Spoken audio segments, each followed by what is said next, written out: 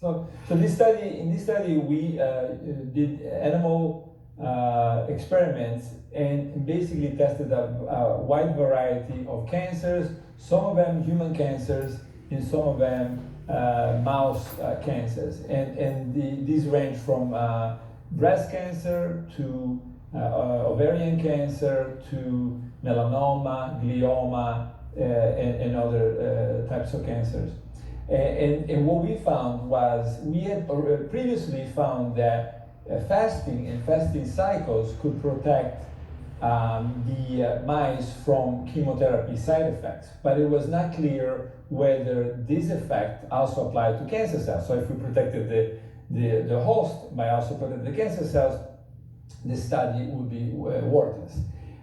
So we spent basically 5 years actually, working on the cancer. What happens to the cancer cells? And we showed that the fasting cycles make it a lot worse for the cancer cells when chemotherapy is provided.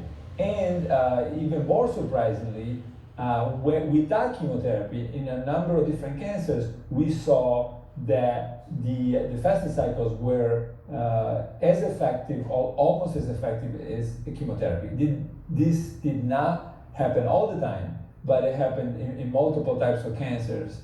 And so those are, of course, very exciting results for us. Yeah, so the focus, it's been on the magic bullet, how do you kill a cancer cell, primarily. And so what this paper showed, that in addition to going after the cancer by just protecting the normal cells, here we're also showing that maybe one way to go after the cancer cells specifically is not by figuring out or finding a magic bullet, but by creating extreme environments that a normal cell can respond to and a cancer cell is unable to respond to.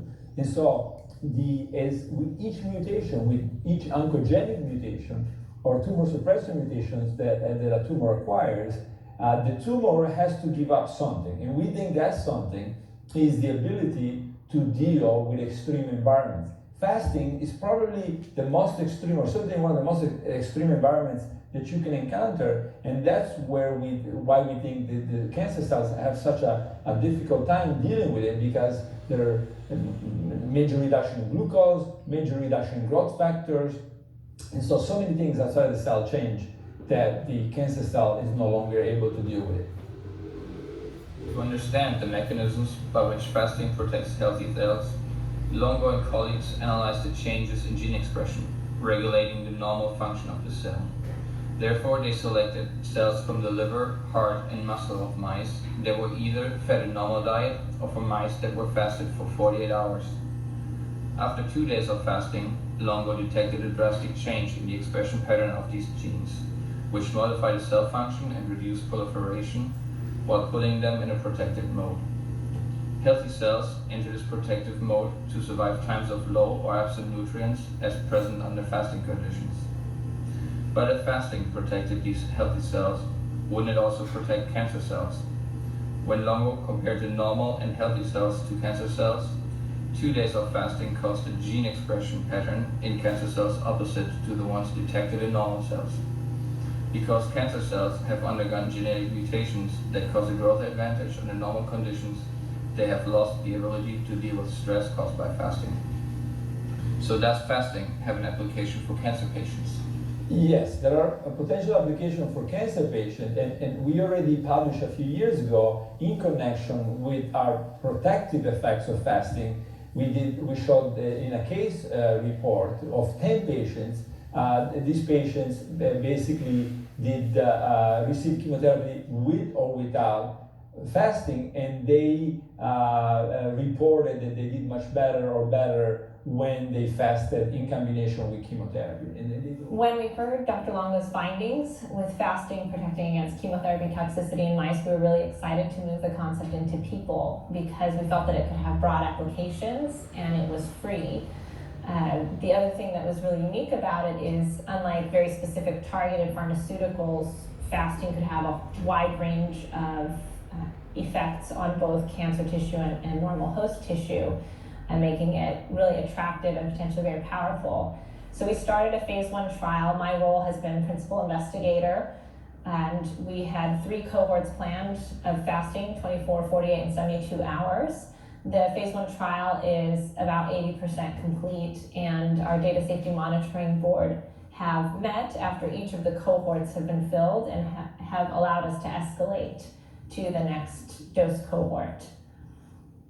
We're looking forward to presenting some of our results at the ASCO annual meeting in June. We think because the results are so remarkable, we think that oncologists who are in fact in charge of the diet of their cancer patient should consider for a particular type of patient who may not have other options, should consider the fasting right now and determine whether, in their opinion, the preclinical data and the preliminary clinical data that is available is sufficient to make the decision that they should fast in combination with chemotherapy. So we don't suggest that the patient goes out and does this on their own, because there are potential problems associated with it, like reduction in blood pressure, and for patients, for example, that lost a lot of weight, this could be very problematic. So the oncologist needs to be in charge, or a physician needs to be in charge, but together with the physician, they can make the determination of whether this is something that they want to attempt even before the clinical trial is completed. Now, keep in mind that to investigate clinically every chemo with every different type of cancer could take 20 years. So it's unrealistic to expect that the oncologist will have to wait for their particular type of cancer to make this decision on whether to take advantage of this intervention or not.